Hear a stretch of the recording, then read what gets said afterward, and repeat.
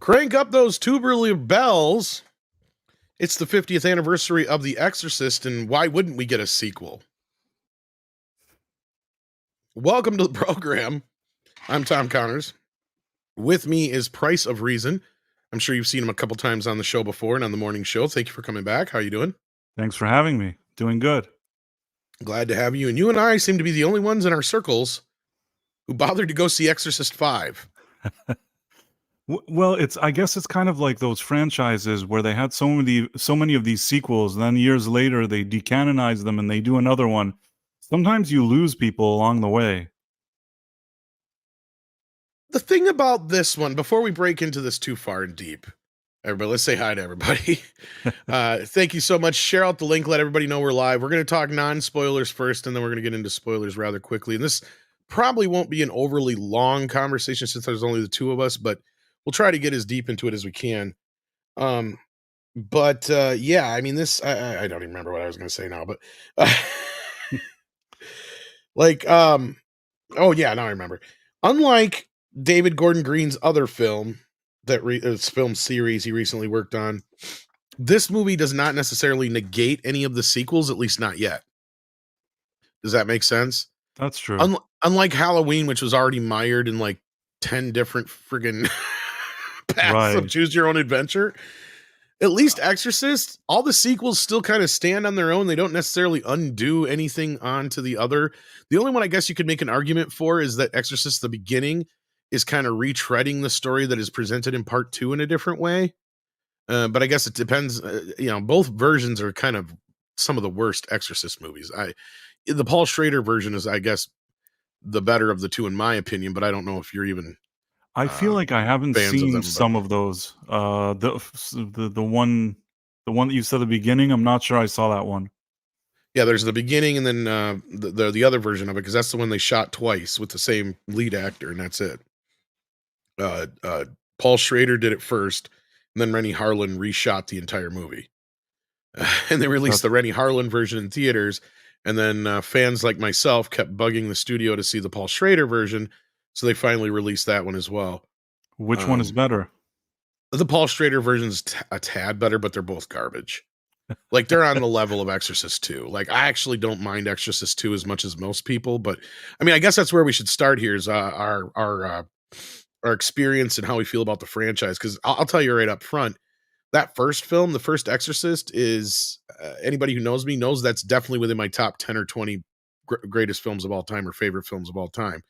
And the sequels kind of vary now, and I have a high regard for the third film, as a lot of fans do, because to me that's not so much of a sequel as it is an equal or a completely different film on a level of like comparing Alien to Aliens, right? Like kind of two different animals of sorts, but they still are in the same universe. Now, I'm not so sure how familiar you are with the series or if you're a big fan at all, but I'll tell you what, your experience. Yeah. The original one I'm very familiar with, and it's something that I've revisited, so it's more fresh in my memory. Some of those other ones, I don't fully.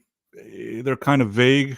I probably would have to do a rewatch to kind of really remember what goes on there. The first one for me is the memorable one. I mean, that's the classic movie.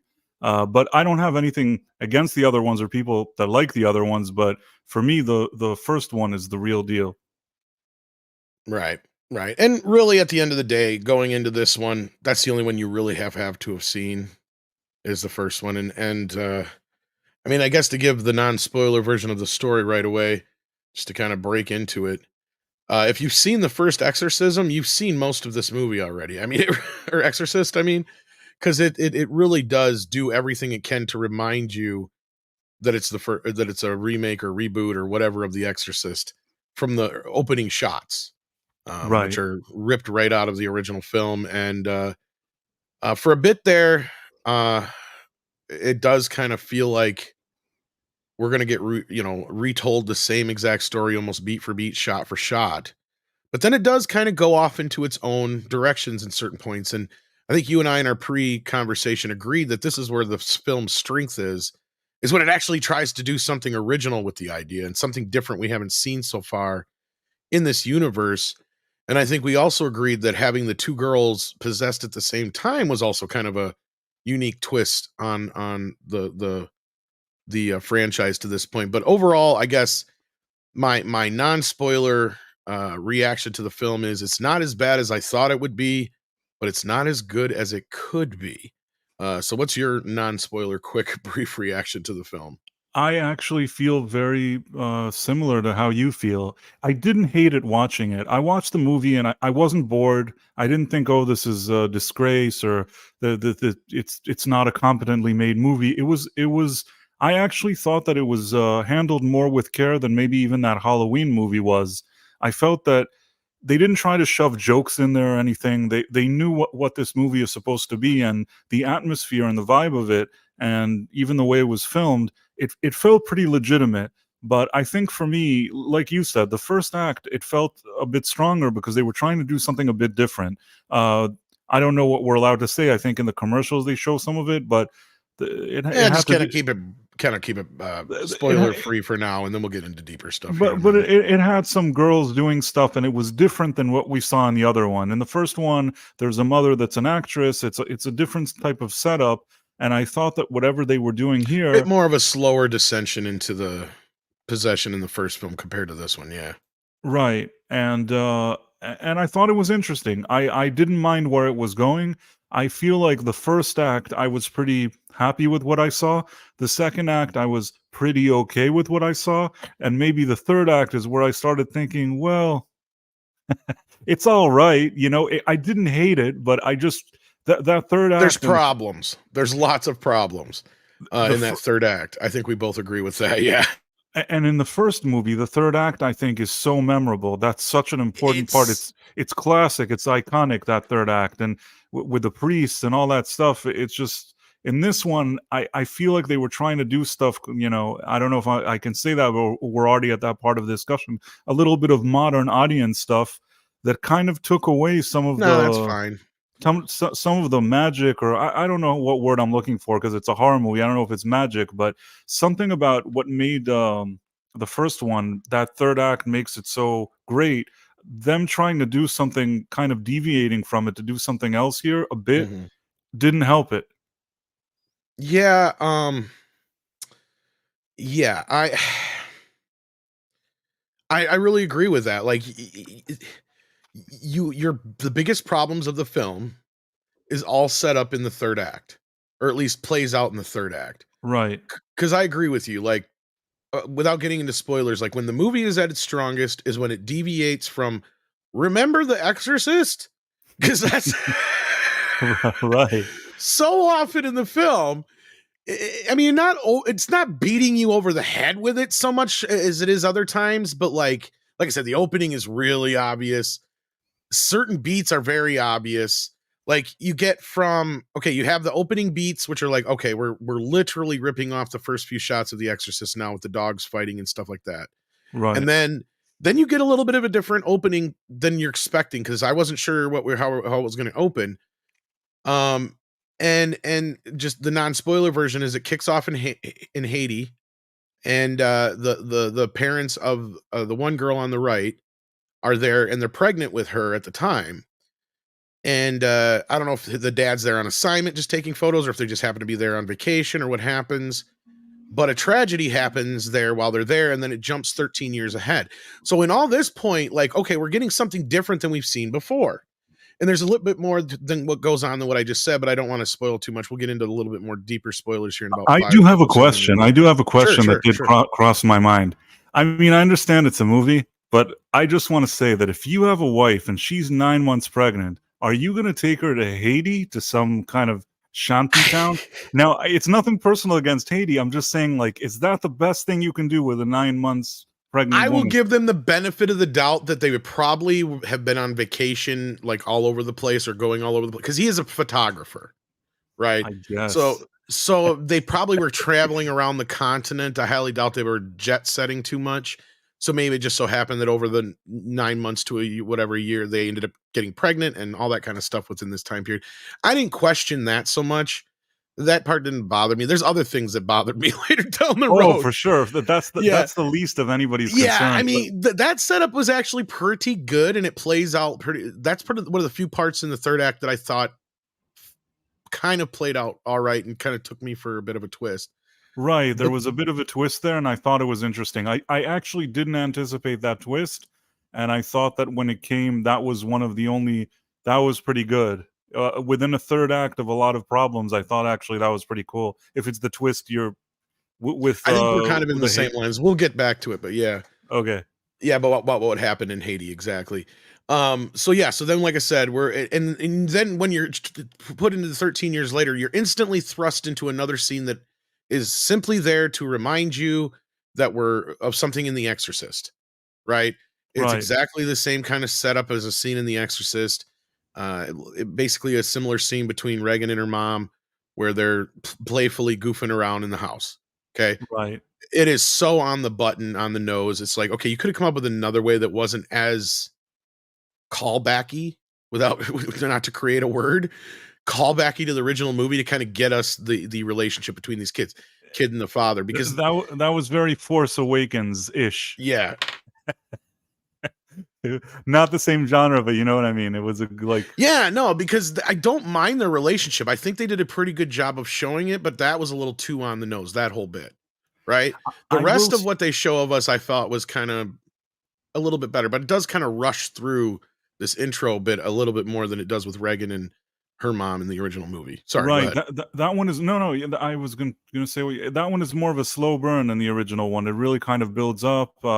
Here, I feel like they maybe with today's audiences, they didn't really want to go for that slow burn. It feels like they're really trying to get to it a little quicker. But it didn't bother me, and I wanted to say that if nothing else, maybe it's a rehash the thing with the playing in the kitchen, whatever. But I think that the actor that plays the father and the actress that plays the girl, I actually thought they were both good.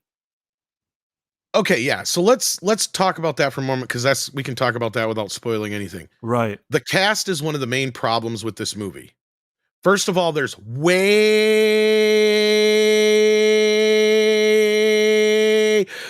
way too many fucking characters. Like For sure. extremely too many characters.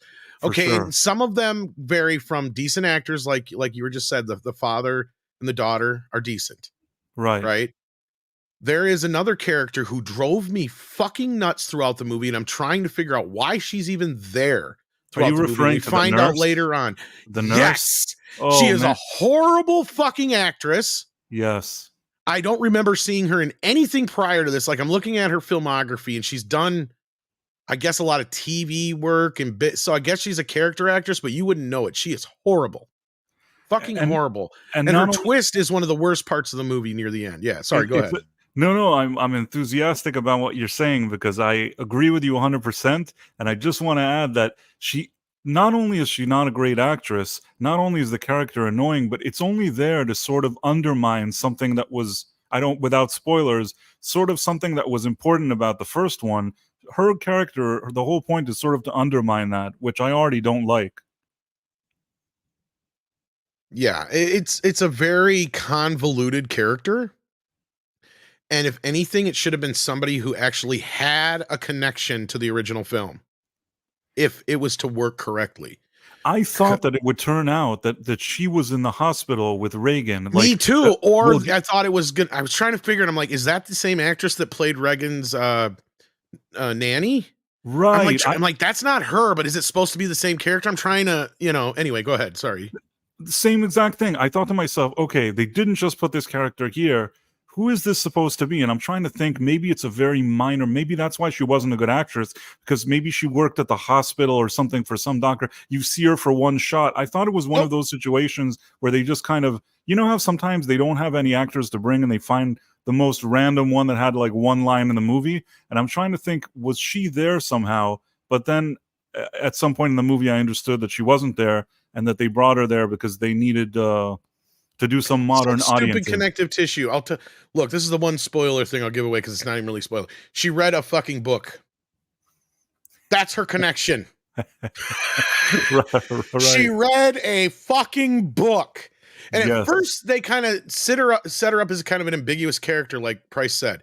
You're like, either was she somebody who was present during the original shit, or is she somebody who's actually see? Because here's where it started. I was wondering, are they going to throw a twist in here?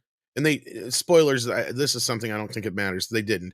So I was waiting for like, there's got to be somebody who's like working with the occult or something who's going to push for this. And I thought maybe she was going to be somebody who's going to egg this on because they actually had a character like that in the beginning Right. that you didn't find out about until the third act twist. And I was expecting this movie to make a lot of, because this is the problem that I had with Halloween, and this is relevant because it's the same people who made this, all the same people pretty much, is that a lot of the shit that was in that reboot is like stuff that was kind of culled from other movies of the Halloween franchise. And you're just like, why are you doing this? Like, you know what I mean? Like, Right. what is the purpose of this? You're calling back to movies that you're literally putting in the grave right now. And it's not the same thing here, but there was a kind of that similar feeling to it. And that's the thing is this cast varies mostly bad, unfortunately. And it's no spoiler that Ellen Bernstein's in the movie, and she must have forgot how to act. Did you get the same vibe from me? Because like I felt like she was I'll really tell you what. phoning it in or something. I don't know. It just The wasn't. lady is 90 years old. I guess, like, she had a lot of Yeah, goodwill for me. Like, I figure if at 90 years old, somebody called her and she came to the set, I have to give some respect. You know what I mean? Like, there's that, but yeah, you can't expect her to be like she was, like, 50 years ago. I mean, she's it's not 90. that. It's just okay. I should take that back. It's how she's utilized in the story. That I 100% agree with you. They changed something about her character. I even before we went live, I told you a few of the sentences that she says. They kind of don't seem like her character. They wanted it's another one of those cases like we've seen in all these reboots, sequels, whatever you want to call them, where they bring an older character, but somehow they change something about them that doesn't quite feel right. So I don't know if she forgot to act or maybe they guided her in another direction. Maybe she's I 90 think it's and she just partially the writing because, yeah, I mean, then again, like you said, she's 90. I don't know when the last time it was she acted in anything. I'm trying to think. Um, Let me look here.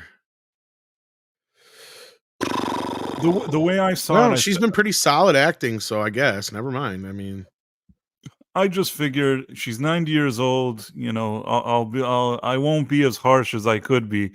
I didn't hate her thing. I like what you were saying. I didn't like what she was saying in a few parts, and there was something about what they did with her, how they utilized her that I didn't like. But I didn't feel any ill will towards her. yeah. I mean, I guess to kind of sum up the non-spoiler part of this, so we can just get into the nitty-gritty here for those who mostly don't give a shit at this point. Um, I can't really recommend it, but I can't say it's as bad as I thought it was going to be, and I think we both kind of had that same feeling about it. I'm almost kind of curious to see where the next one's going to go. I mean, not that there's a huge setup for a sequel in this one, I'll give him that much, but you can kind of see where there's some threads to go from here. Um, so yeah, I mean, I hate to say it. I guess I give it like a 2.5 stars out of 5.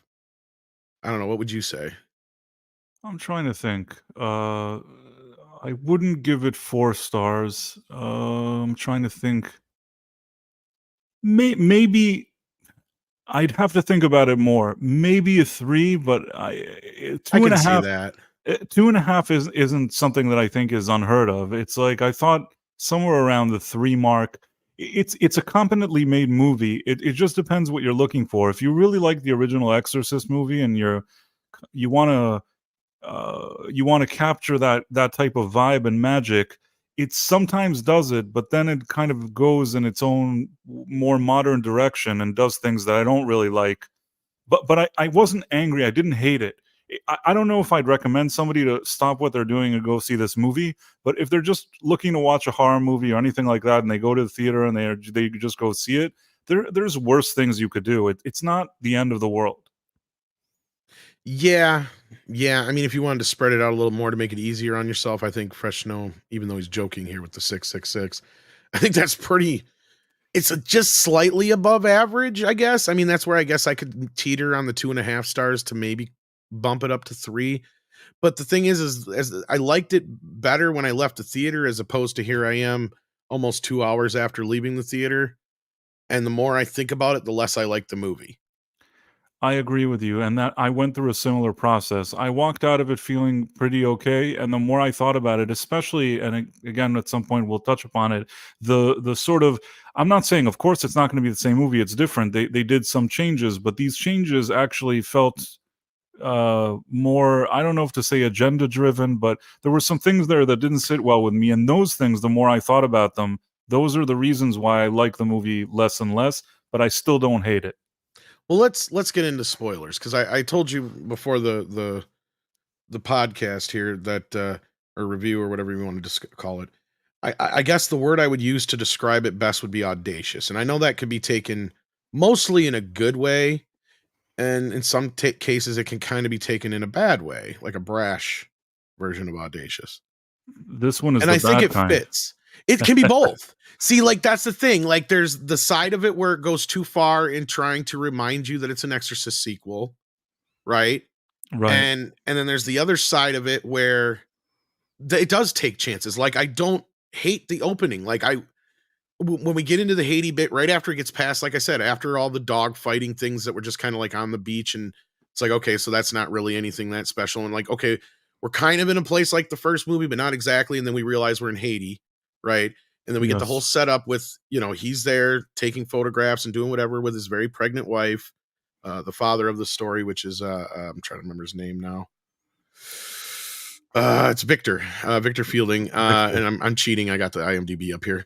It's okay. I don't know what it says about me that I couldn't He's plays remember the by name. Leslie Odom Jr. I know the name. I'm trying to think. Where have I seen him before? Because yeah, he did He seem kind of Hamilton. He was in. Okay, he's that been was in his big some thing. And movies. Murder on the Orient Express would be the last one I seen him in. Yep. He's probably like the most established, aside from Alan Burstyn, but I mean he's out of the he's established. Probably they needed a name of a guy that actually can do some acting, and I think he's decent. And I didn't hate him in the. I like his No, character. I liked his character. So anyway, the beginning of the movie, they're at Haiti and they split up for the afternoon, and she goes and ends up getting sucked into this like ritualistic um blessing of her child. Right now, this is what I was referring to in the opening part, where I thought, okay, they just done they done threw some voodoo at that baby. yeah, I thought it was something bad too. I am 100% with you. I thought that it was there was something spooky going on. But yeah, we'll find out later in the movie, not so much. But I didn't really hate the twist either way, but they could have used it better. And this is where we get to the third act, is where largely a lot of the problems come in. Right. So anyway, so she goes through this whole ritual, comes back, meets up with hubby, and then I think they have like a little bit there, and then she decides she's going to go lay down while he goes on his job. So that's what I was saying. I think he was working, so that's why they were there. And so he's off doing his bit, and they start to have an earthquake in Haiti. So I'm assuming this actually happened when they had the earthquake a couple of years, like 13 years back or whatever. Not to And be mean, but I feel like from time to time they just have an earthquake. yeah, I I don't was know going if to that's say, I not do the peak. remember that happening for some reason. It seems like they used reality to fill in the gap here. Which wouldn't be difficult. I feel like it's something that from time to time they have, unless there was that one big one. But I feel like once in a while, once every 5-10 years, there's a big earthquake. For some reason, I do remember being, because they needed all that aid and stuff. I remember about a decade ago, and I think that's what Right. happened. Anyway, so yeah, so there's this really bad earthquake, and his wife gets caught in the rubble because she was staying at the hotel. She went back to the hotel while he was out about working, and he finds her in the rubble, and they get her free, and he's faced with the problem that saving her could hurt the baby. So they tell him he's basically got to make a choice at that point between the wife and the trying to save the wife and possibly losing both, or just losing the wife and saving the baby. And it cuts from there to 13 years later, where he's obviously a single father, and that gets into the scene where I was talking about, where they're goofing around and playing around, and kind of like the Reagan scene in the first movie, where she's chasing her around the house and stuff like that. Very reminiscent of that, but you still get the idea that they're a very loving father-daughter, decently functioning family union. But she says she wants to go hang out with this friend after school to study, because we learn there that basically her dad's just got a little too much attachment problem, obviously for obvious reasons, and he doesn't But really want to let her go out and do that. But like, go ahead. that actually made his character likable, because I thought, first of all, if as a positive, most movies today, you don't see there's a father that's really that involved. He's involved with his children. It sounds like a trivial thing, but in Hollywood today, most movies don't even show a No, father I like liked that. it. And even So though he was a little overbearing, like you can get right, why, right? right, Obviously. So, but he eventually reluctantly lets her go. And then when dropping her off at school, though, he realizes she was like a stole or a scarf scarf, the of the his purple mother's. scarf. Yeah. And so he takes it away from her and says, sorry, I cursed you out for it, but this is very important to me, how we lost your mother, et cetera, et cetera. And but says, go ahead on your little, you know, study date today with your friend, but make sure you're home by dinner. So he gave her that caveat. So they leave in a happy note. Well, they Right, end up using the excuse that they're going to this one friend's house to study. So both girls use this one girl as a scapegoat to go out in the woods. And what their plan is the one girl. Let me get the names of the girls here. Sorry. There's Angela, which would be the daughter of Victor, Victor and then there's who was the other one? What was her name? was Catherine, or am I? Yeah, Catherine. Catherine, yes. I can't Okay, so believe I remembered. yeah, I know. I see. I remember the one, and you remember the other. So there's Catherine, and yeah. I just looked it up because Catherine and Angela. Yeah. So Catherine is actually a Catholic or whatever. At least that's the way I think they present her. Yeah. And so Angela gets this idea that they can go and talk to Angela's mother, and that Catherine can kind of help her since she's into religious things. Because we kind of slowly learn that her dad has kind of lost all faith in anything at all, and he doesn't really press her to any religion in the household, right? So Right. that's kind of obvious. It doesn't like hit it on the nose, but it makes it pretty obvious before too long. Before at one point he flat out says he doesn't believe in God. Yes. Um, but I mean, like I said, they don't beat it over the head necessarily, but you kind of get that idea that this is what she's up to, and it's kind of an innocent thing where she just wants to talk to her mother, and she even says it's like she's hearing her mom's voice and stuff like that, so she wants to be able to talk to her mom. So they go down in the woods and they do this little ritual thing, and they end up disappearing for 3 days. So we go through this frantic, search for the children. They can't find her. The dad, finds a little ravine they were in and finds one of the girls' shoes and such, but they can't seem to find them. Well, 3 days later, they show up 30 miles away in a barn, and they don't remember the last 3 days. And of course, so that's the big setup of they were messing around and something got inside them, just like with Reagan in the Ouija board in the first movie. Right. So from there, then the girls' behavior becomes more erratic after they come back, and they're being tested and everything. They can't figure out what's going on with them. Very similar to the first film. So that second act, you get some similar beats, some not so similar beats, because you got this weird thing with the two of them. Like there's this duo, the twin thing, and you're as the audience member, you're trying to figure out what the twist is with the two of them together, right? And because they're connected, obviously.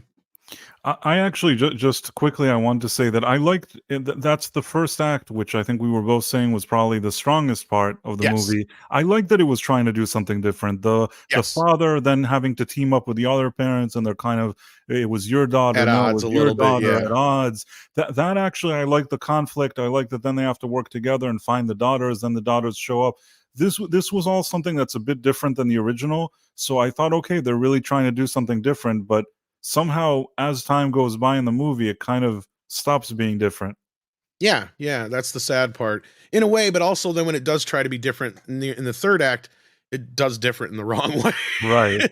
and some of the right way. I didn't totally disagree with some of these choices because I thought, okay, that's an interesting twist on this franchise. Let's see where it goes.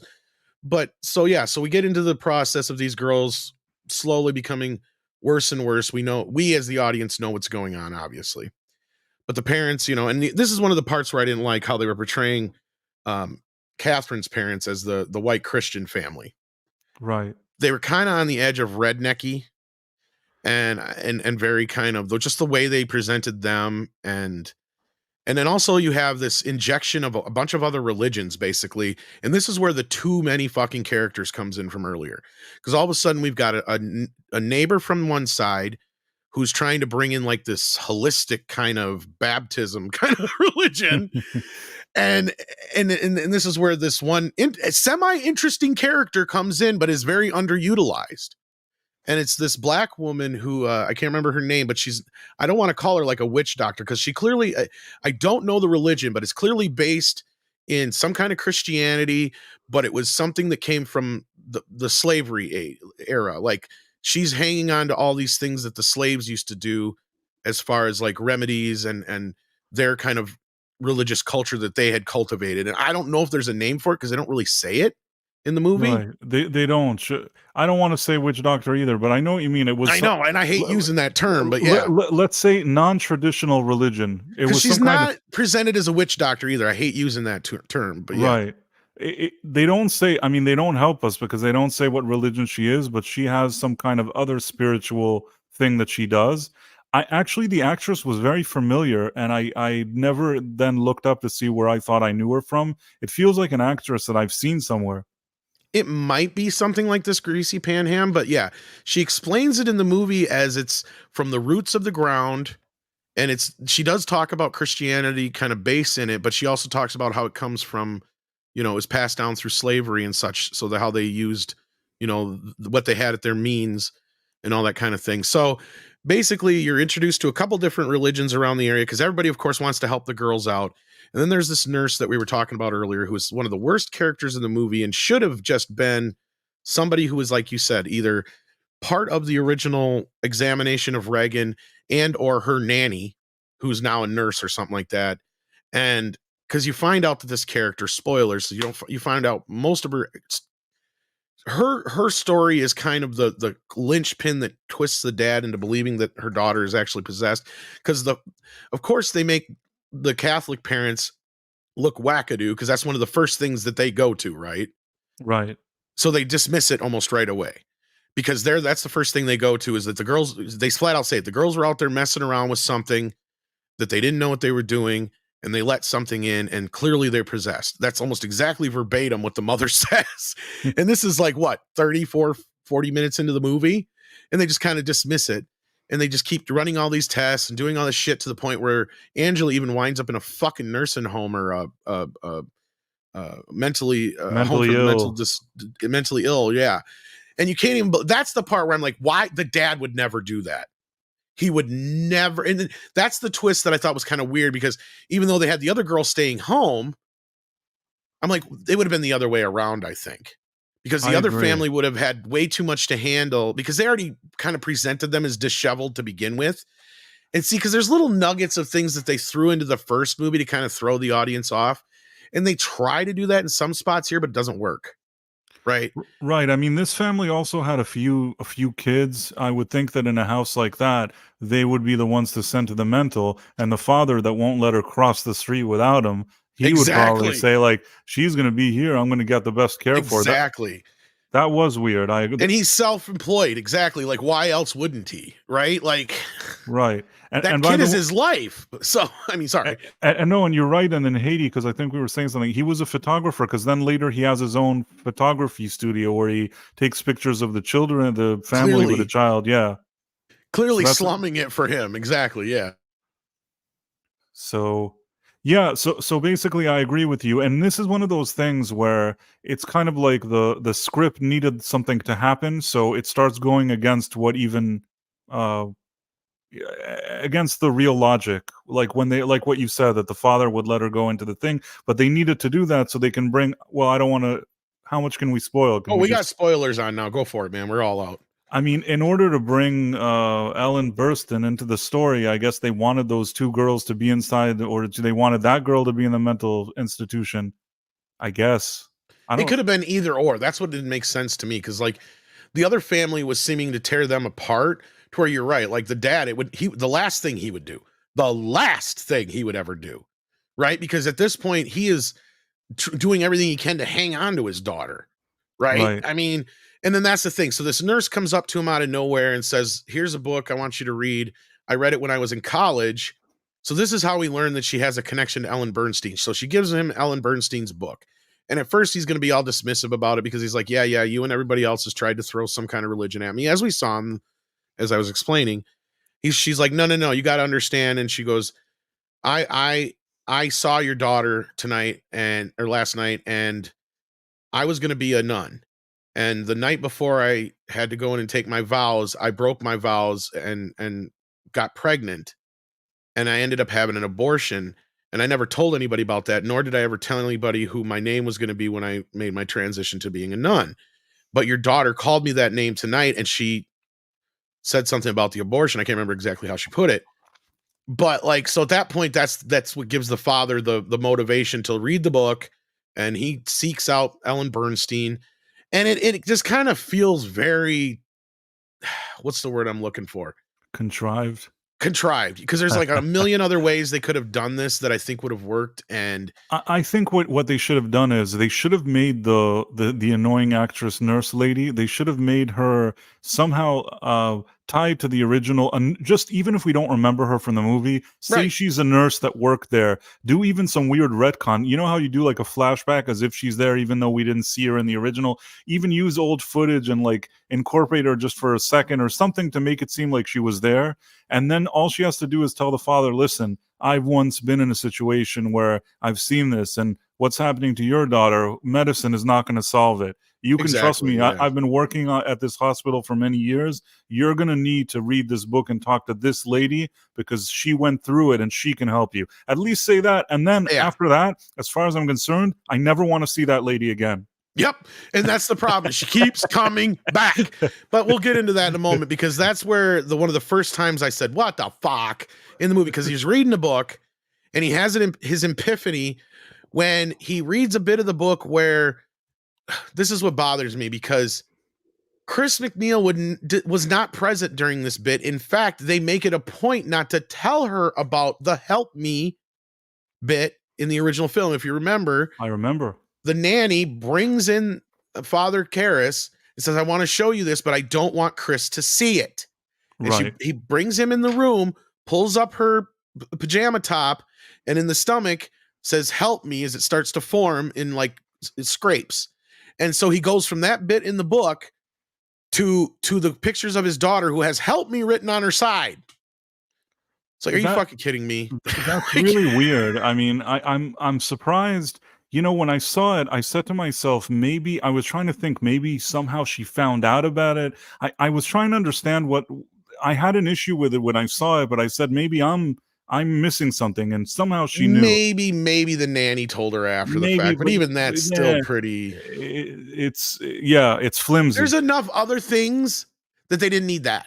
Right. You're There's a right. million and one other things that happened that they could have tied it to, or just the fact that the mother's experience and what she's describing and what, his daughter's displaying is more than enough for him to go, okay, this lady does sound like she's dealt with this before. Maybe I should go talk to her.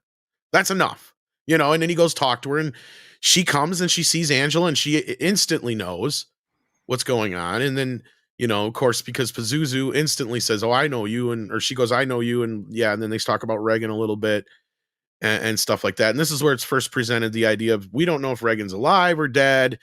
What happened to Regan? All we know is that Ellen says that after she wrote her book, Regan got pissed and alienated her. And that's the last she talked to her. So they haven't talked in probably 45 years. Like, that's where we're at this point with her. That was, I didn't know. I think that you were telling me that you didn't really like that much, and the more I think about it, I don't love it either. It has a very it's like it is sort of like a Luke Skywalker situation that he went to the island She to is be the with Han himself. Solo in this story. The And Han that's the Solo, yeah, sad part. Because she comes in and she starts spouting off about the patriarchy. This is right, where the movie kind of goes off the rails. And this is what yes, pissed me off, is you start introducing this character in this way. She starts acting like she's the authority on fucking exorcisms. And she starts spouting this bullshit about it's not just Catholicism. You got to use all the religions. Now, she doesn't use the exact quote that's in the damn trailer. They've clearly either cut that quote out or cut it out of sequence to make it sound like she says we're going to need all the religions. Because even though that becomes kind of to be not exactly true in the story, it kind of does. It's kind of well, we need about 3 of them. I, I think that because of today with all, and this is really some of the problems with the movie, that I feel like they said, well, we don't want it to just be about priests or Yeah. Catholics. We want this to be a universal story so everybody can feel like they're being represented on screen or whatever it is. I'm never for that stuff. And I was telling you, I don't care what religion it is. If the original one had priests and that's what it was, I think you should continue with the spirit of what that original one is, and not try to think, oh, how do we work with these demographics? How do we appeal to more religions? I mean, it's a horror movie. Just do whatever you do. I don't think anybody The cares. Exorcist is one of the biggest movies of all time. I really, I can imagine more than Catholics went to see it. Of course. No, I mean, it's a good movie. Yeah. At the end, a good movie is a good movie. But in this respect, you got to compare the Catholics in this to the Jedi, right? It'd be like introducing 3 new different factions of the Jedi that we never knew about before. Yes. All of a sudden out of nowhere, and one's this and one's that. It makes no sense whatsoever. And we kind of had this conversation ahead of the show because I was raised Catholic. So for me, this is one of those few films we have that isn't like so religious based that we can get away with watching. And I remember my mom didn't have a problem with me watching as a younger adult, even though it was kind of, even at that time still taboo, was because, believe it or not, even though the church, I believe, chastised the movie at first, when they realized how good of a light it painted Catholic faith in, they're like, oh no, we're okay with this movie. Because then they also found out that they had some priests working on the movie with them to make sure it was, the priests kosher, are the heroes. To steal a quote from the Jewish. the priests are the heroes of the movie. I mean, that's what I understood watching it. I said, okay, these guys are the good guys. They're the heroes.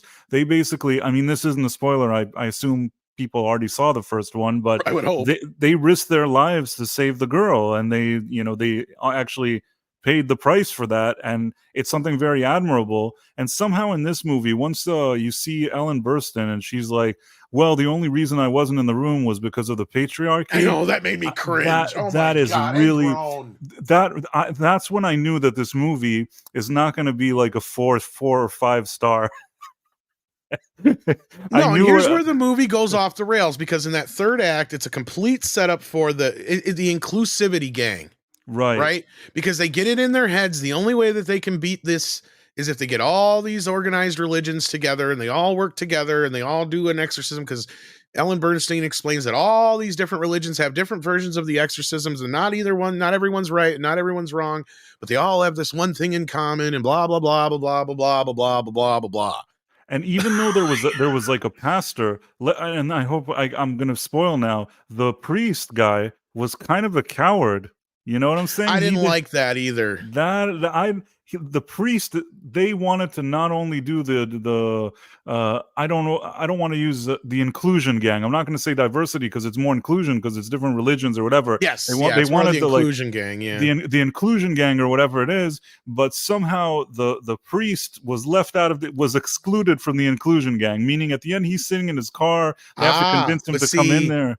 Here's where you're missing the next point: the patriarchy. They had to put that in the boot. So that's why the nurse, who was going to be a fucking nun, who has had enough experience and should know this shit, she's going to go in there and she's going to be there to represent Jesus. She was the girl boss in a way. Exactly. And I saw that and I'm like, are you fucking kidding me? This is worse than Ellen Burstyn herself coming in and say, well, look out, kids, I'm going to perform this one myself, which I thought was about to happen until she got her fucking eyes gouged out.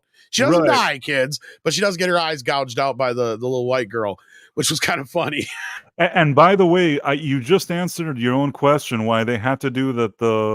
This guy's daughter was in the mental hospital and the other one went home, because in the mental hospital, they could have controlled her. So it wouldn't have made sense that she would have.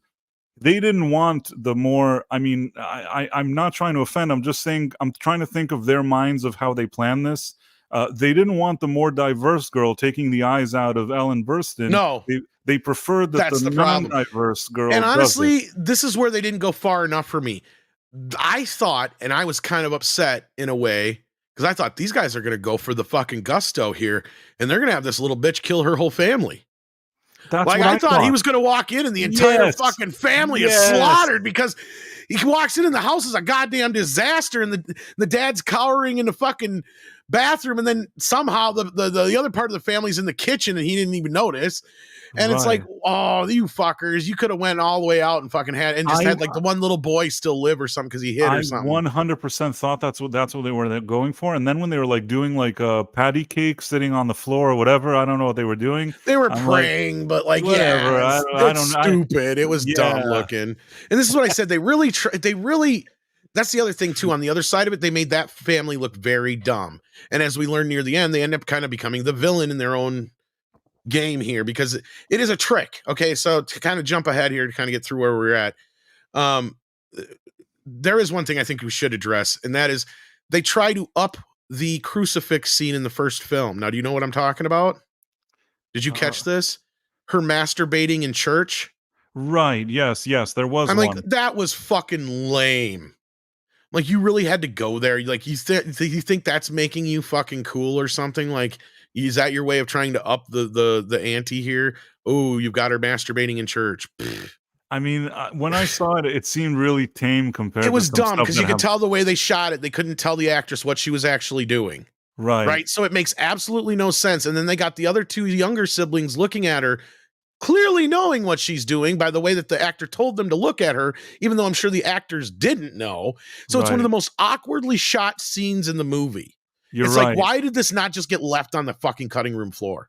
Until you mentioned it now, I almost had blocked it out, but now that you've mentioned it, there was such a scene, and I think when I saw it, I thought it was actually very lame and tame compared to what happens in the original one.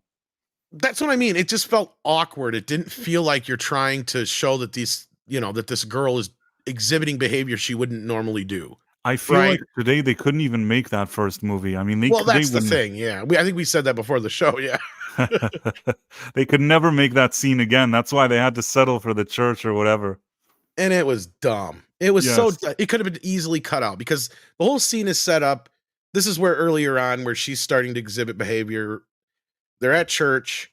It's like a day or two after they find the girls, and she's sitting there acting all fidgety and doing stuff she's not supposed to, like take her shoes off and acting all like distracted and stuff like that.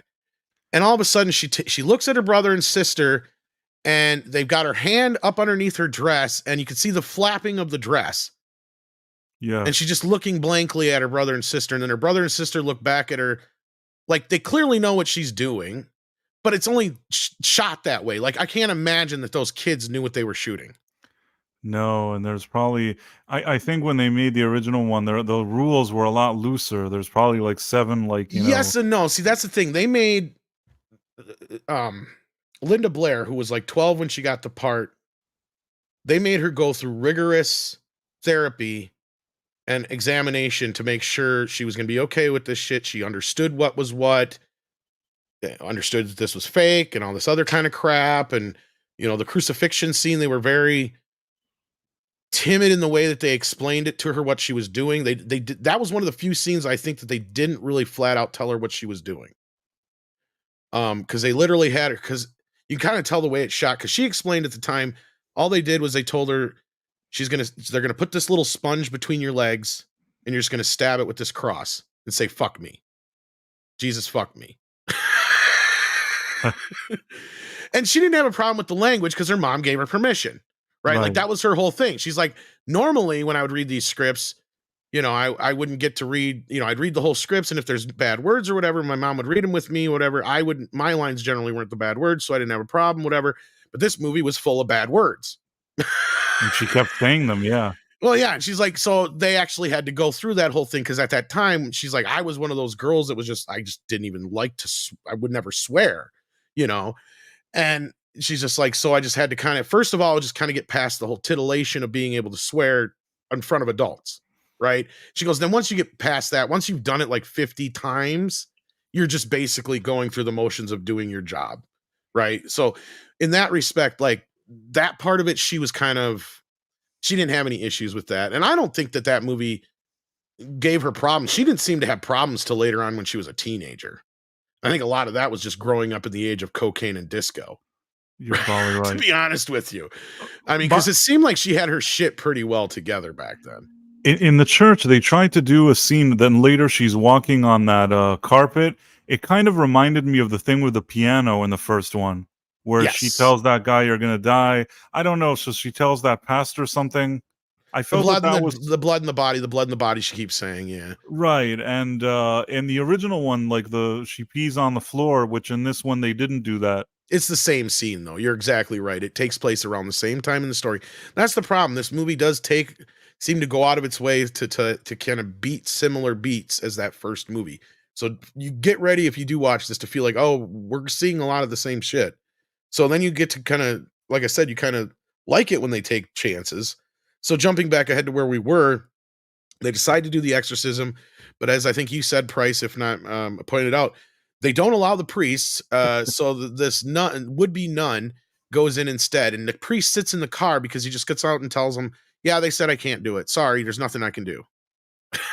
Well, Like, they made him such a timid coward. I really yeah. didn't like that. I mean, the original guys seemed so kind of heroic. You know, So they wanted to yeah, come in and help. Like you saw even the priest in his spare time. He was like running and jogging, and like he was like doing all this athletic stuff. He was yeah. like badass. Well, he This had his guy, own crisis of faith at that point. That was kind of the whole thing, right? He was a right, big which was part of the cool. story. Yeah. Cool. I liked all of that. This guy, we don't really get to know him. He just seems like a coward. He He doesn't pops want to up like help them. twice in the movie, and that's it. Yeah, Before this bit, yeah.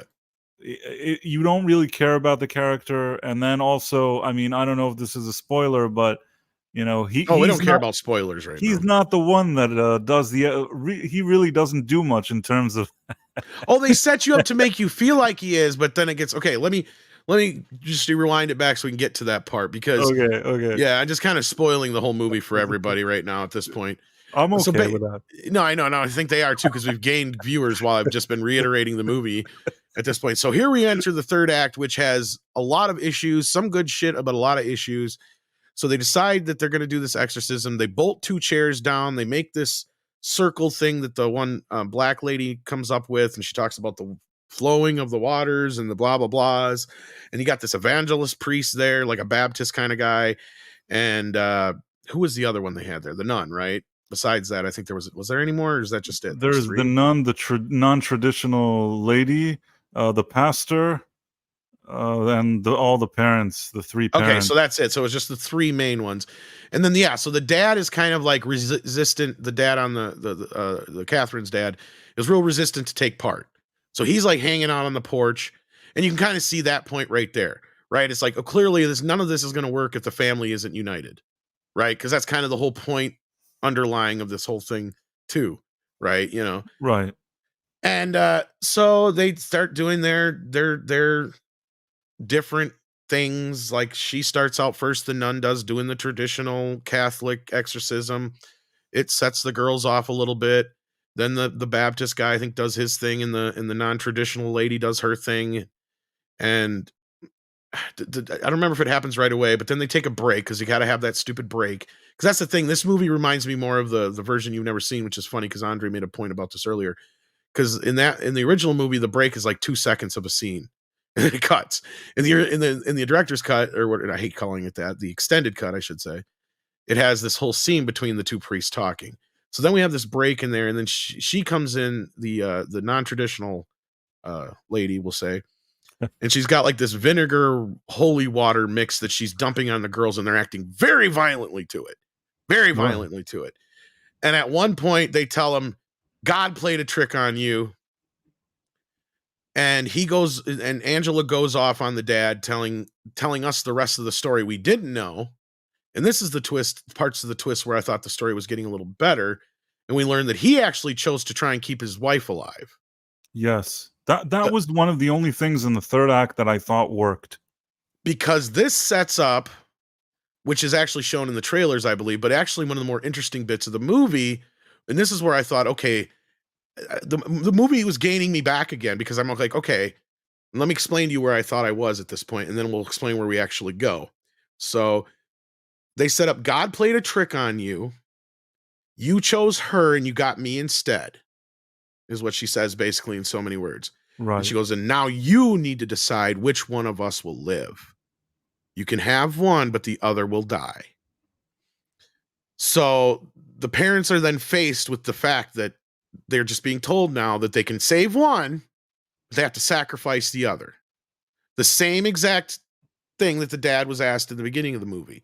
And now we've just learned he actually chose his wife, but that didn't work out. And he ended up getting his daughter instead. She survived, luckily for him. But that doesn't, that's like a whole thing. Like this, of course, is the demons trying to break down. That's like with how they were taunting the priest with the mother in the original. Exactly that. So, right. and that's what Father Marin kept telling him is don't listen. He'll mix lies with the truth to try and distract you. Right. And you got to stay strong and all that kind of shit. And they did make sure not to touch the kids, which was important because nobody besides a priest is supposed to be able to. And then finally, during that break is where Dad comes over and he knocks on the window of that priest and he goes, the fight's inside. And here's where I'm waiting for Rocky to come in and fucking show all these voodoo hoodoo motherfuckers what this shit's all about. Okay, so he does for about 5 minutes, not even, comes in, ready to fucking play, puts his hands on the girls and says, the power of Christ compels you. I tell you to get the fuck out of these girls. And the one girl does actually kind of get cured in my idea, because that's when she spits out that black thing. Yes. So I'm thinking, okay, she's cured now. And here's where I thought the voodoo priestess lady should have come in and cured the other girl. But they didn't do that exactly. It's kind of, this is where things twist. Because then all of a sudden they kill the fucking priest. That was a downer. That was a downer. They pull this bullshit where all of a sudden his head starts to twist around to play on the whole thing of her head twisting around in the original. Yes. And breaks his neck right then and there after he's done his whole little ritual thing. And what I thought was curing the one at least. But no, didn't work. So then after all this, the father's had enough. He goes, I can't take it anymore. I choose you, baby. I choose you, Catherine. So he chose the one girl. And of course, the other two parents who couldn't choose are freaking out now. And Angela rises up out of her chair, spits out a bunch of black shit into the ceiling, and falls back down in what we think she's dead. They think they saved the other girl. Oh, but no. See, they played a trick on them. See, of course, Angela turns around and she survives. And she's all better now. But no, poor Catherine, she don't make it. Which to me wasn't the bad part of the movie. The part of the movie that sucked was just the whole setup with the priest. And it's like, what the fuck are you doing? It's sort of so convoluted there. You're just like, what is this? They wanted to sort of recreate and in a lot of parts rehash what made the original unique or successful or whatever you want to call it. But really the modern audience element got in the way. And I feel like in the third act, there's too much of it. The priest should have come in and done whatever he was supposed to do.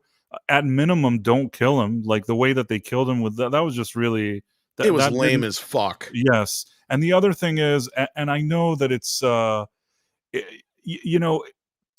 if it was just one element, but once you start collecting all these, the girl boss nun, the priest who's a coward, then the father of the, how do I put this, the less diverse girl father, who himself is less diverse, he in a way is kind of a jerk at the end, if you think about it. Yeah, because he makes the choice, and then in that choice, the demon played a trick on him, and that's where I said, no.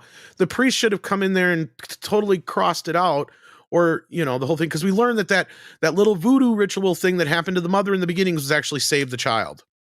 Yeah, is what they imply. I think so, yes. So what could have been a really decent ending to the film falls flat on its fucking face eventually. And then you get a bunch of wrap up here, and you kind of notice Ellen Burstyn, when she got her eyes poked out, she's now starting to see these weird visions. So as I told Bryce in the beginning of the show, before we started, I'm like, I got a prediction now. My prediction is the sequel is going to be called Exorcist the Seer. And it's going to be her. It's going. She can see the demons now, even though she's blind. I totally think that's what's going to be the next one. The only thing is, I mean, again, I wish her health. The lady is 90 years old. I mean, that's... But we find out, here's the biggest spoiler of the night, kids, that Linda Blair fucking lied to us, or they called her in at the last minute to do this last-minute Luke Skywalker cameo. And I'll give him credit. my hair stood up when she come in and she grabbed her mom's hand and said, "No, it's me, Reagan. I'm here, Mom." And they hugged. I did. I had a moment. But that's it. That's the end of the fucking movie. Like, it's totally like The Force Awakens, like you were saying, and I talked before the I show. think It's you actually told me before the show that it was like The Force Awakens, and I agree with you. It was complete Luke Skywalker at the end. She just shows up. I mean, it was nice to see them there, but I guess it was nice to see Luke in that first movie. so here we are set up for a sequel where these two could work together and save other kids somewhere else, right? That could be a plausible sequel, but I don't know if that's what we're going to get. Yeah, but anyway.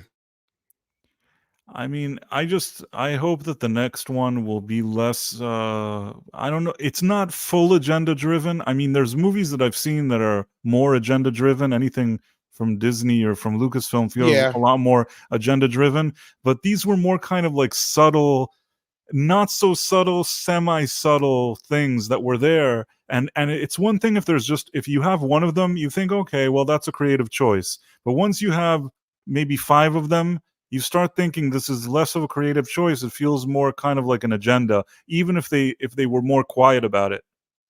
And they weren't really quiet about it in this movie. Unfortunately, this is a movie that is destroyed by the woke. And that woke is by trying to inject all these other religions where they don't necessarily need to be. And as you said, it doesn't really matter what religion you are at this point. The entire franchise, in fact, at least the first film, if we're going by that, is set up by the idea that you have these 2 Catholic priests come in and they save this little girl from this demon, right?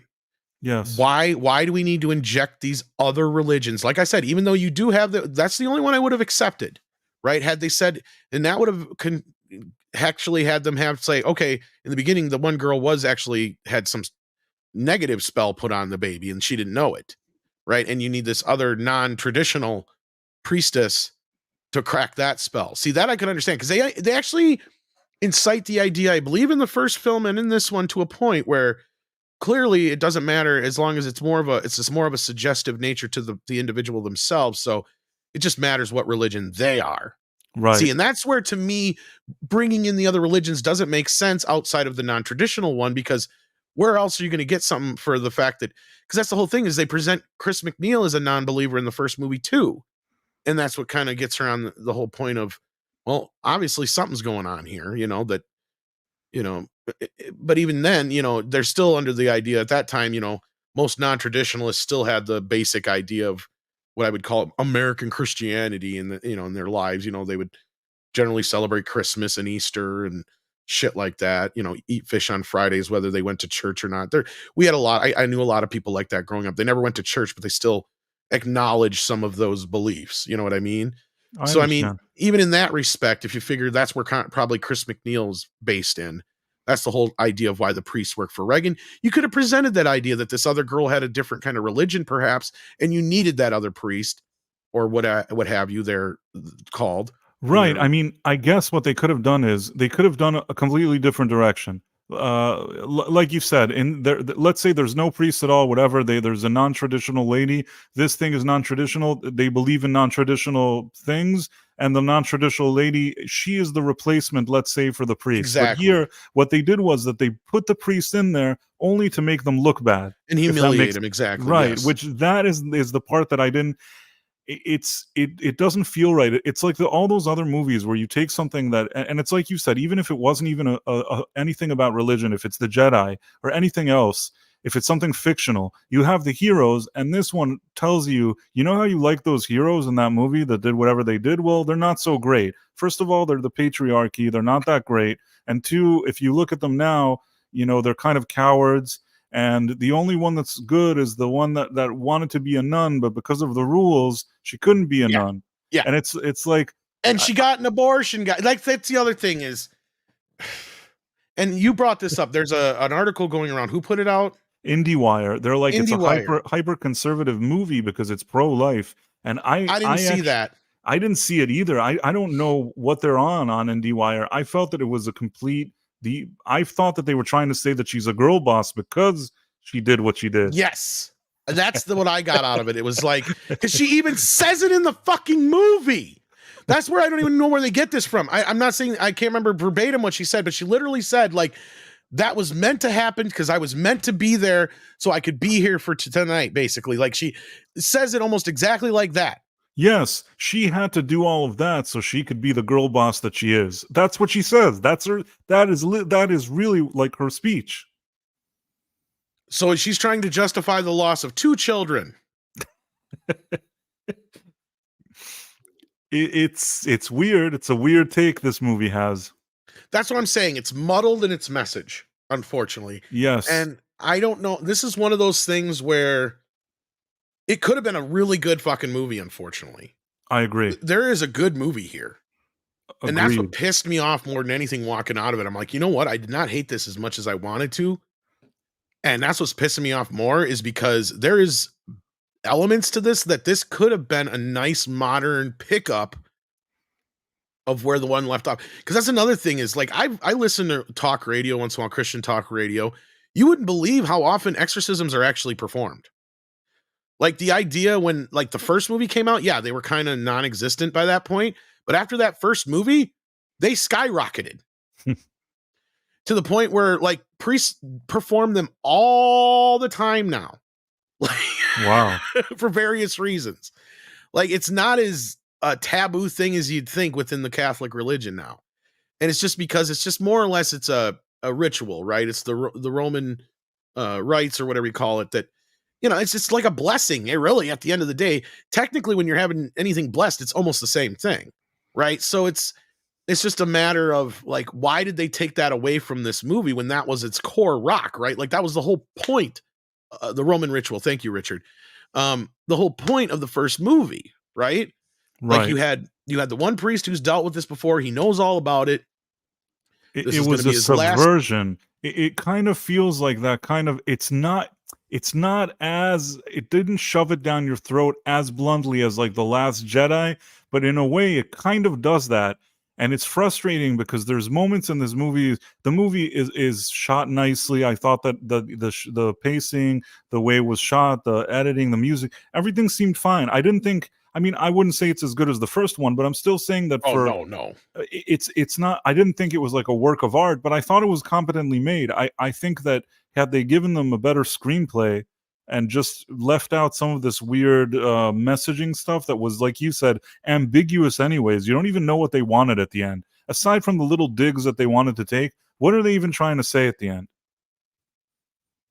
I don't know. And that's where I was trying to understand the message of the film. And I really agree with you. Like the only thing it knew it wanted to do was say that, you know, we're going to do a lot more inclusion thing. Catholicism is just full of patriarchy. And other than that, I'm not so sure what the movie was trying to say, because it needed a good rewrite or two. And you know what? I don't know what happened in your theater, but I want to tell you that in my theater, when the father came out of hiding in his car because he's a coward, and he walks in and he starts doing his thing, people in the audience clapped. There were people clapping in the audience like they're happy that he came in, because that seems like what they came to see. It seemed like I went to see it with people that really liked The Exorcist. Well, that's because just your expectation for this movie, and that I did too. That's when I started getting up in my seat. I'm like, okay, here we go. You know, and that's what I said. Finally, you know, and when he started doing his thing, it seems to be working, right? So you're like, okay, now we're back on track, because this whole time they were kind of like, well, maybe this, maybe that'll work. No, we know what will fucking work. We've seen the movie. Right? Right.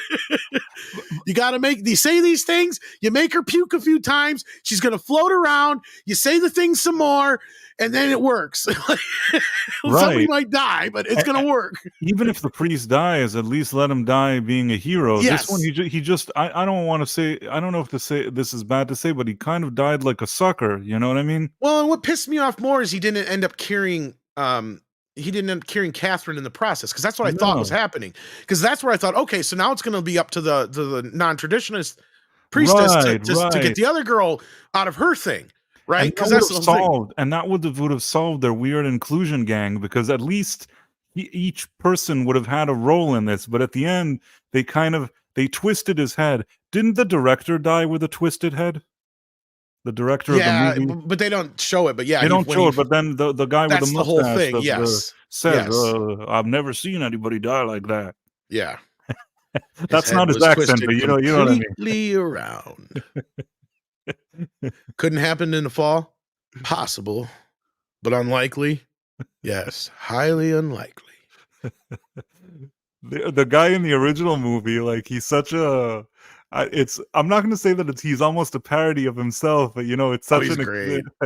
I like it, but you know what I'm saying? It's like I can imagine somebody later doing a parody and wanting exactly some character like that. Oh, I love Kinderman. He's a great character. So much that I even love George C. Scott's version of him in Exorcist 3. Because he plays him so well too. They're just so well. What's kind of hilarious is I don't know if you know this, but I'm trying to think of the name of the actor who played him in the original. It's on the tip of my tongue now because he was in the original 12 Angry Men, Ah, yes. and he played Kinderman in An Exorcist, and then in Exorcist 3, George C. Scott played Kinderman, and then George C. Scott turned around and played his same character in the remake of 12 Angry Men that William Friedkin direct. Lee J. Cobb, thank you, Bryant. That William Friedkin directed. That's so weird. So it's kind of like this roundabout weird thing that these guys have played the same character Why twice. didn't he come back for Exorcist 3? He was dead already by then, sadly. Okay. Yeah, Okay. yeah. So it was kind of like you have to recap, but it was like, how could you else find anybody more perfect, right? And then it just so happened a couple years later when Friedkin directed the remake of 12 Angry Men, he chose George C. Scott to play Lee J. Cobb's character. So it was kind of like they both played the same character twice. It's kind of weird. Pretty cool. It's cool though. I mean, it makes sense if you believe that once he could do it, then you figure maybe people will buy it again. Well, they have a lot of the same. I mean, J. Cobb has a little bit more of the charm to him than George C. Scott does, but they have the same kind of gruffness.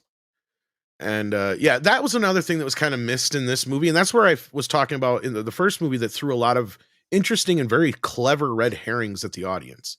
Because I was watching it again last night, and I picked up on a lot of. I mean, I always have, but I mean, I really noticed them last night because I'm like, okay, they set up this movie to where until you get to that latter part of the film, if you took out that damn spider walk, you're still questioning whether or not Regan's really. If there's something wrong with her, or if there's something else going on in the house, right? Because first of all, you have the director you mentioned who had his head twisted around and thrown from the window, Burt Yes. Dennings.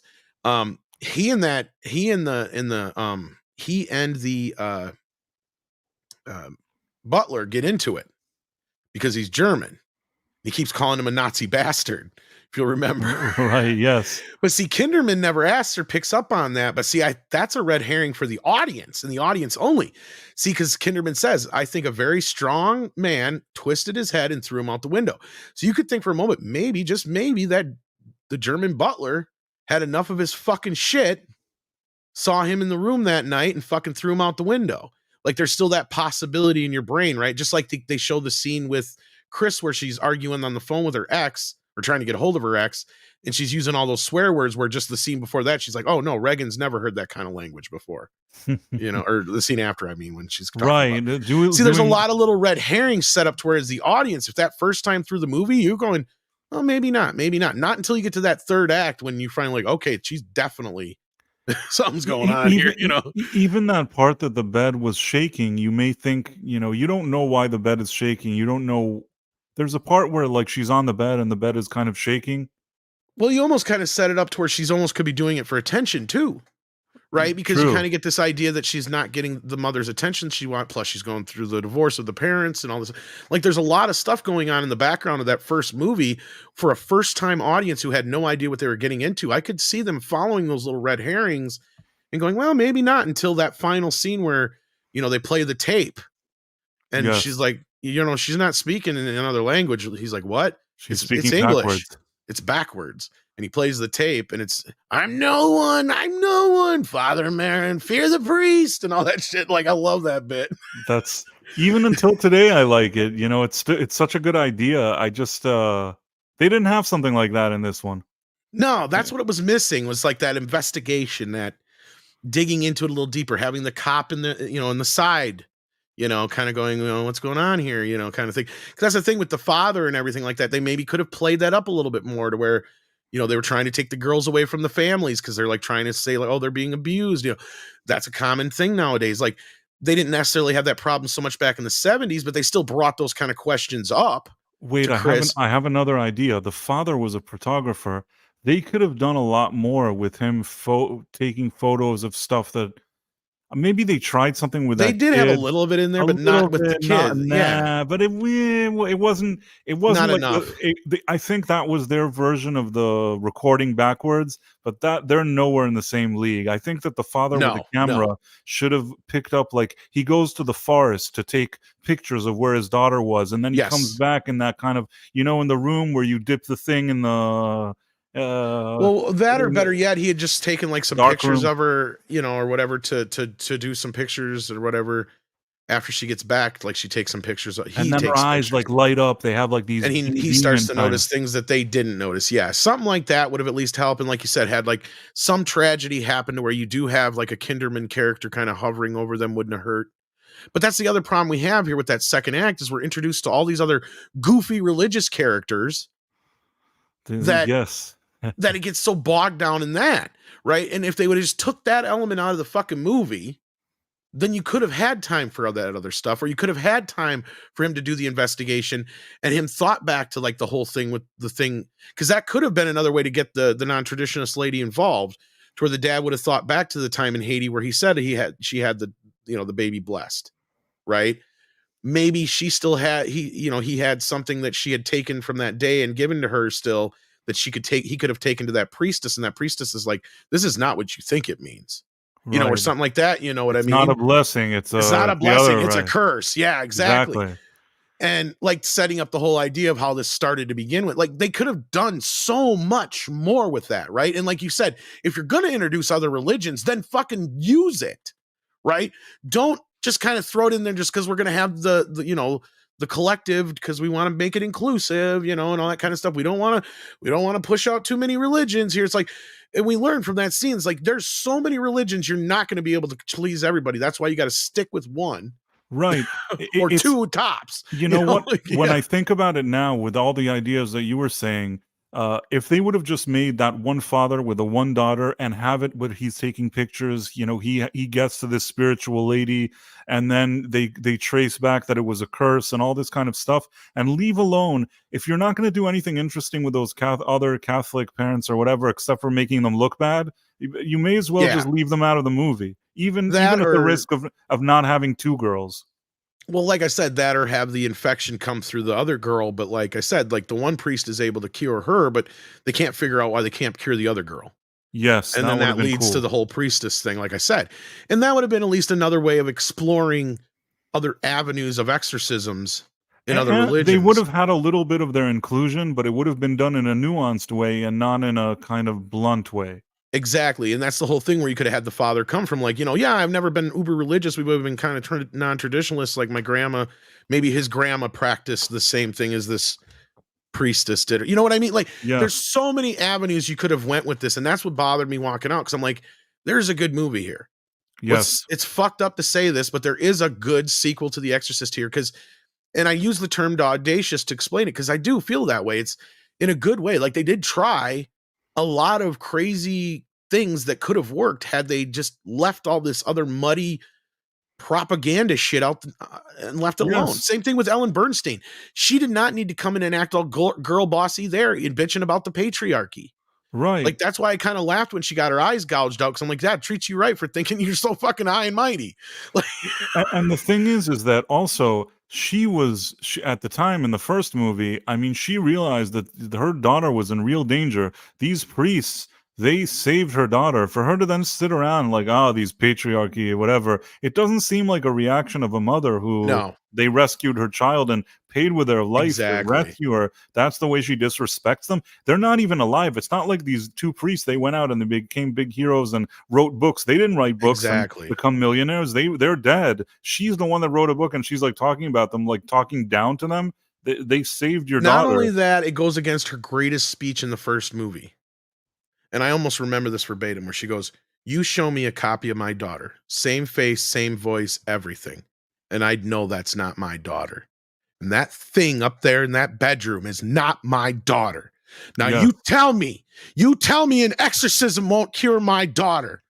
Right. You tell me that. That's her exact fucking line in that movie. She convinces them, she pleads with them to come and save her daughter. They save her daughter and they die in the process, both of them. And somehow she's sitting around, she's like, the patriarchy. That doesn't seem like that's the what same bothered character. me. It goes against that whole thing because, like you said, she's literally begging. She's like, I've done everything. I've done it all.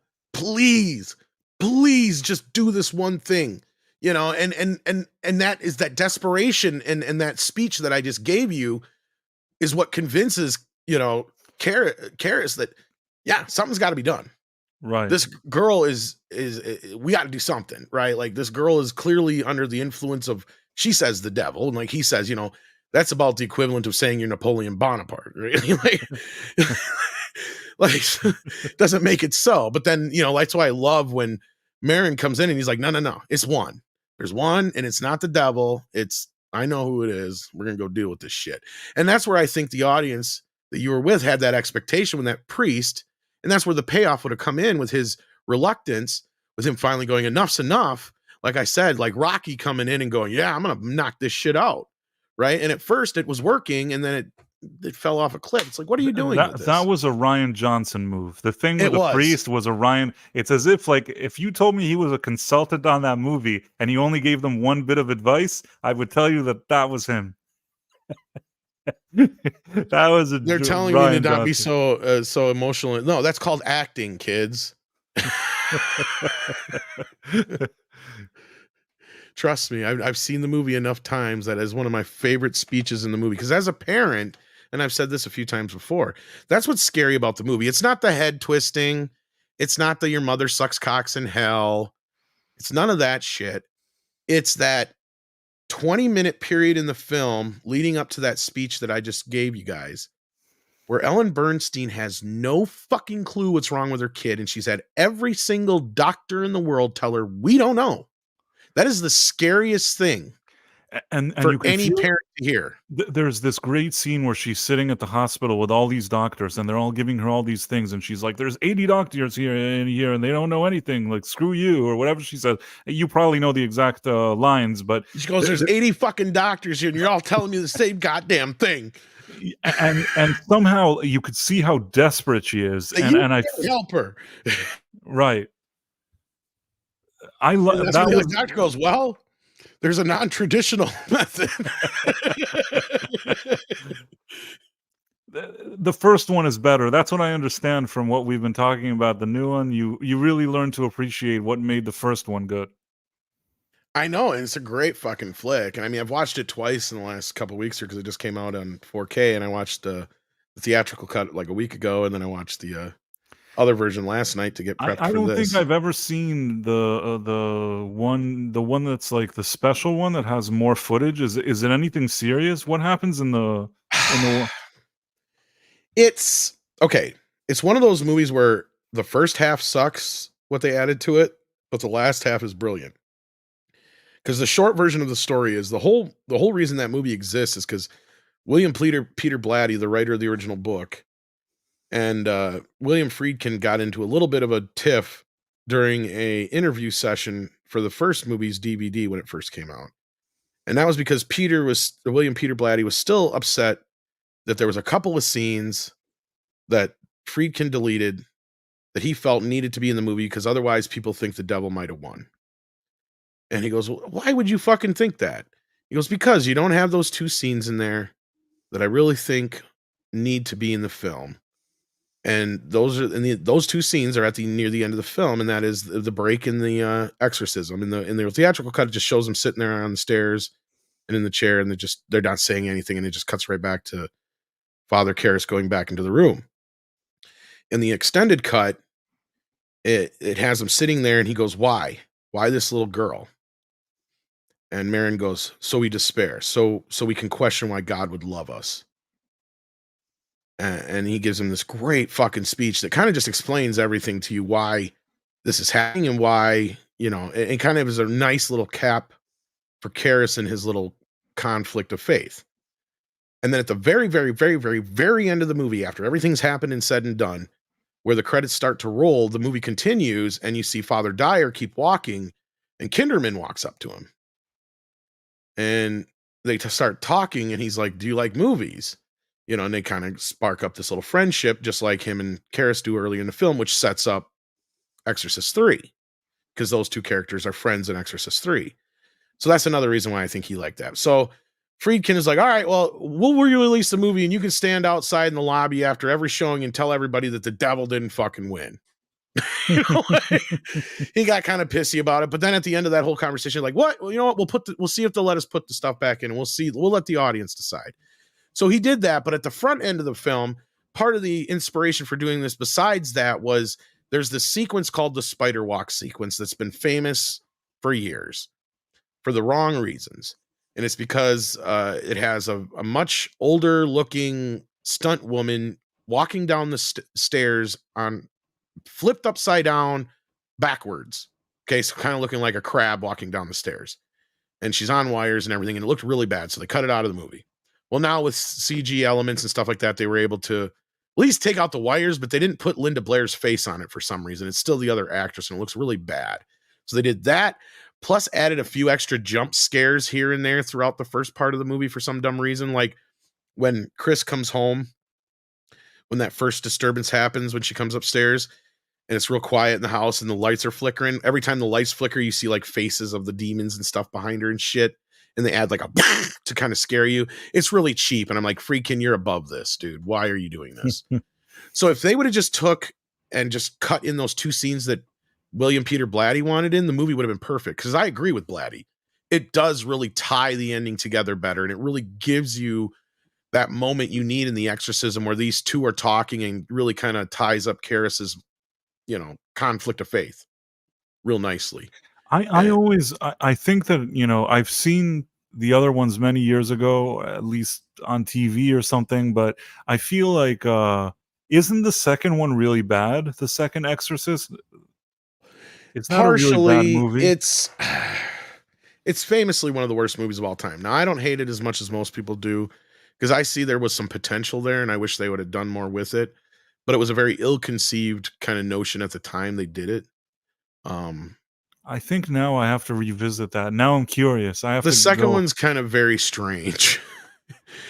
Part of it's okay, but part of it's kind of weird because it has Max von Sydow return, and it goes back to the it shows in flashbacks the original exorcism that they talked about in the first movie.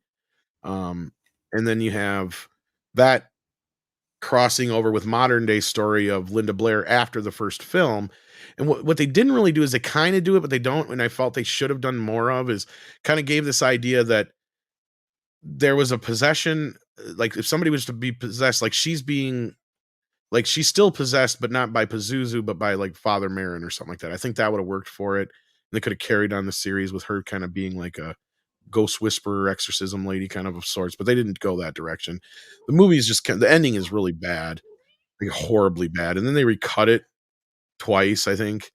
So there's like two different versions of it for home video and for theatrical. And are any of them decent, or are they not really? He just kind of cut it down. The director did. I'm trying to remember who. But 3 is considered better than 2, right? 3 is good because William Peter Blatty actually directed that, and it's based on his novel, which is the actual sequel to The Exorcist, which is called Legion. And it's a much different story than The Exorcist. It's more of a murder mystery kind of story in the setup. And I don't want to spoil too much of it if you haven't seen now, it. now I feel like, you know, I've seen these on TV, but I feel like I don't remember, or maybe I didn't see both of them. I feel like maybe I tried to watch 2 many years ago. Maybe it wasn't a good movie. I can't remember the exact details, but I always figured that the first one is the good one. And I kind of thought that I was under the belief that the other ones are kind of disposable. Maybe I'm wrong, but I don't know. All but 3. A lot of fans will tell you 3 is worthwhile. But yeah, real Sean Crummell. That's what I was getting at. She kind of has like these psychic powers, but they don't go all the way with it.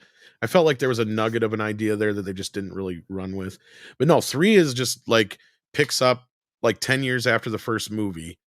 And it's Kinderman is the main character, the cop from the first movie, played by William C. Scott this time out. Well, I didn't see Sean Crummell here. Sean's a good guy. Yeah, he's right here. Yep. Yeah, he's an artist, you know? Oh, I didn't know that. Yeah, he does all this cool stuff. I think he does these kind of comics drawings. He draws stickers, and it's cool stuff, actually. Cool. Sorry, I saw his name. I had to say something positive. No, that's cool. But yeah, so like basically it's him following this murder mystery, but the clincher of it is that the murders that he's trying to solve right now are very, very reminiscent of murders that he already solved years before of a killer who's dead. So he's trying to figure out what the fuck's going on. And at the same time, somebody from the past pops up out of nowhere. And it's a very interesting film. And not in a bad way. It's a very good film. In fact, it had another cut. They reshot a bunch of stuff for the ending because the studio's like, it doesn't have an exorcism in it. It's called The Exorcist 3. He's like, well, I don't want to call it The Exorcist 3 anyway. I want to call it Legion. I'm like, well, then nobody will know it's an Exorcist movie. Well, So they went through this whole like battle and they had to add an exorcism to the movie, which at the end of the movie, it actually works a little bit better than the original cut because they did a reassembly of the original cut for Blu-ray and it's good, but it's just not as good as the theatrical one. well, I'm gonna give it a chance. And now that if you say that it's pretty good, it's at least somewhat good, then I think I'll give it a chance. Most people will enjoy Exorcist 3. Again, like look at it like the difference between Alien and Aliens, two completely different kind of movies, but set in the same universe.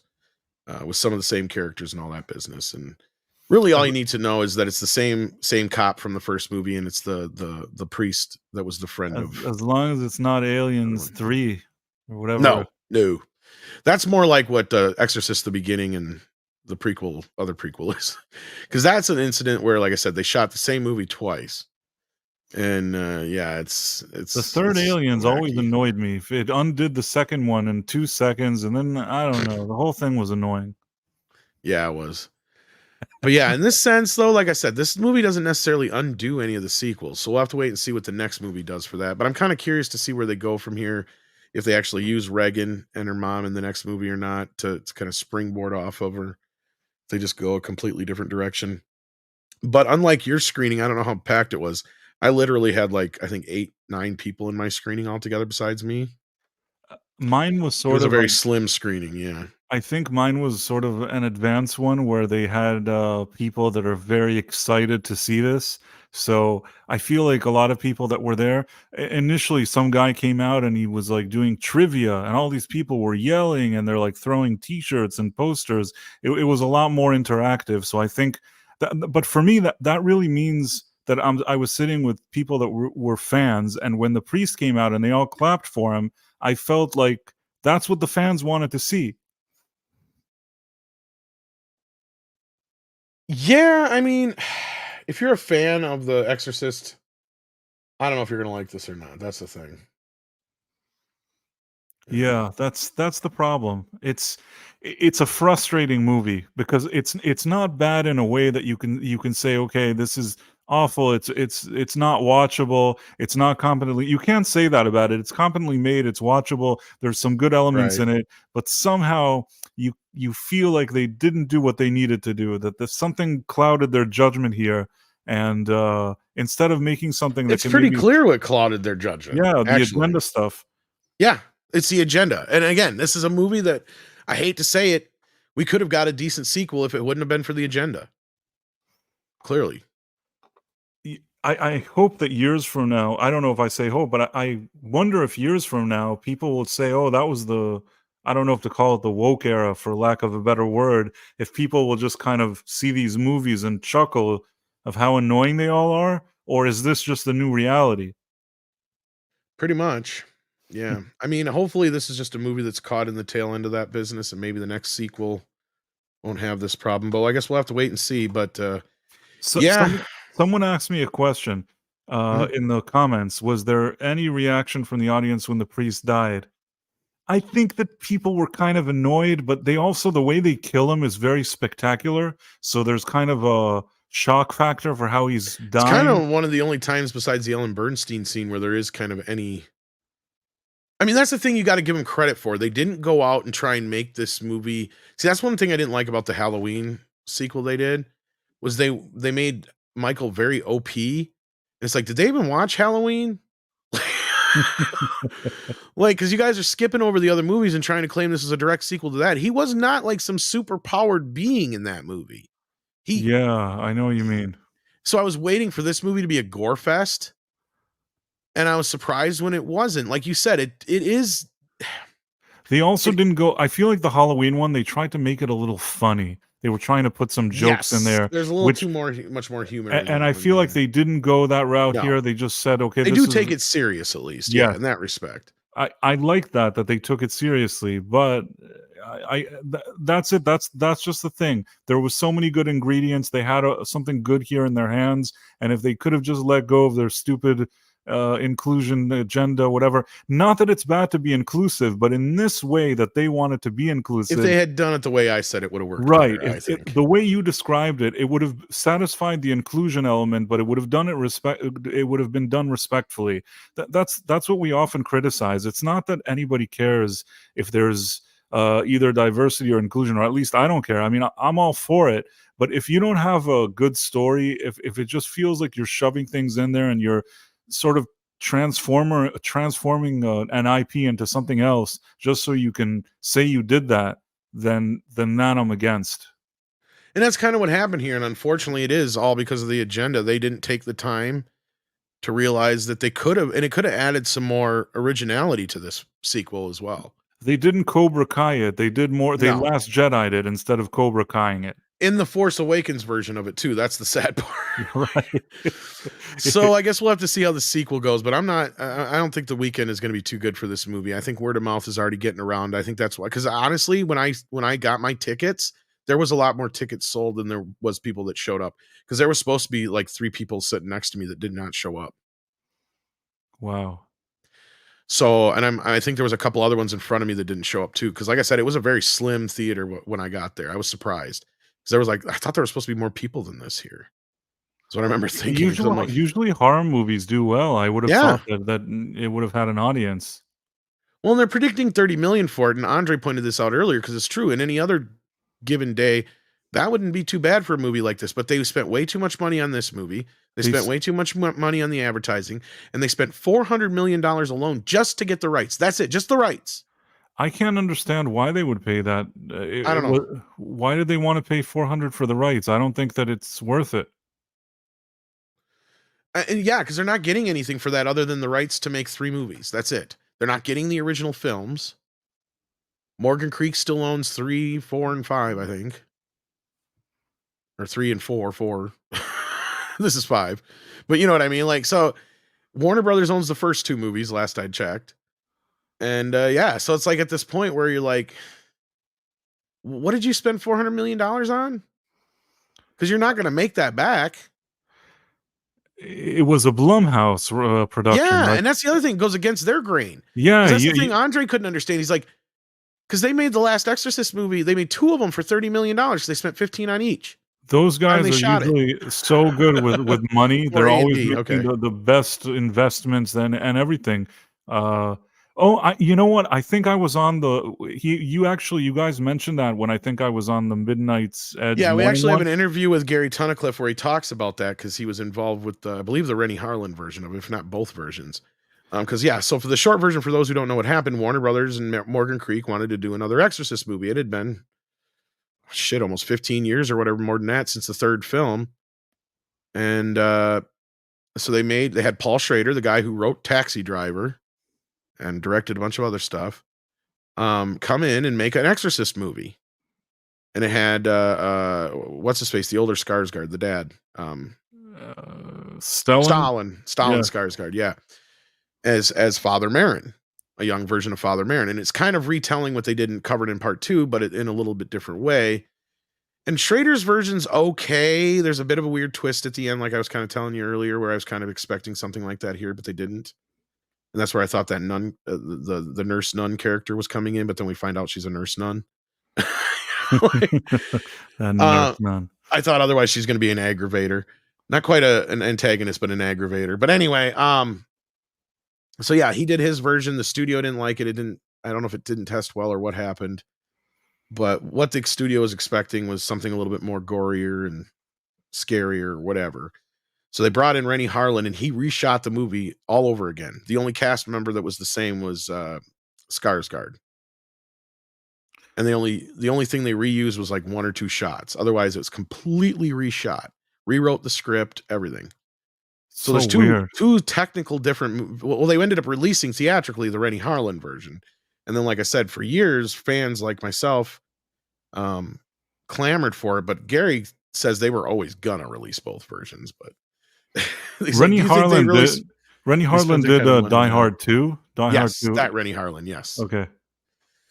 So he did. So you can see his version, which is and then the Schrader version, which you can clearly see has a little bit more pedigree behind it, but still not quite what I would consider a good And now film. I remember what I told you and Andre when you guys brought. It's weird because you brought up the thing with Blumhouse and The Exorcist at the time, and I I suspect that Peacock gave some kind of money because they're doing something where they also show it on Peacock or one of those weird arrangements. That's the weird thing is I thought it was supposed to be on Peacock at the same time, but it's not.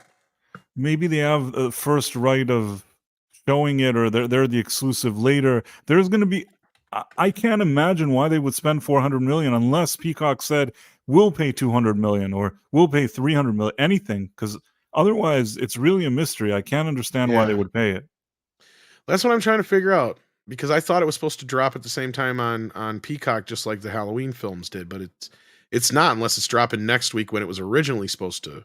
See, that's the other thing we got to remember is this movie got pushed up a week because of Taylor Swift. Taylor Swift. So it was supposed to come out on Friday the 13th. Unbelievable how she managed to screw all these studios over with her silly I think it's tour kind of thing. hilarious. I don't even like Taylor Swift, but I'm like, this is kind of funny how she did this. Yeah. I don't prefer her. It's not my. It's not the type of music that I enjoy listening to, but if people like to listen to it, I mean, they have a right to. Yeah, no, it's just I think it's funny because the studios are pissed about it, and Yeah, she's because gonna end up probably making Avenger money when it's all said and done. she's making a ton of money, and basically she got AMC to Yep, do all these deals, and it did screw over the studios apparently. yep. But I guess we should probably wrap this up. We actually talked about this a hell of a lot longer than I thought we would. I want to thank you, Price, for checking in here. Even though you're you're the only one I know who saw this movie, I'm surprised we had enough to talk about. And all and said and done, was there anything else you wanted to bring up about the movie before we head out, or anything you want to plug before we go? No, just I have my YouTube channel. I'm doing a bunch of videos. I did the Ahsoka season finale, and I'm working on. I have to watch Loki. I saw that's with the guys over on Thursday Night Throwdown, which I'm headed over there after this. The link will be it'll be linked to that show, so you can head on over there. And I don't know if they're still talking about Loki now, but I'll go crash that show here in a minute. But thanks again, Price. I appreciate it. Now you can find me next on the Thursday Night Throwdown in the morning show, of course, tomorrow morning, where I'm sure I'll talk a little bit more about Exorcist there too. But it was Cool. fun getting to wax about it with you. Thanks for spending some time with me. Thanks for having me. I enjoyed it. All right, check out Price's channel, and we'll see you guys later. Bye.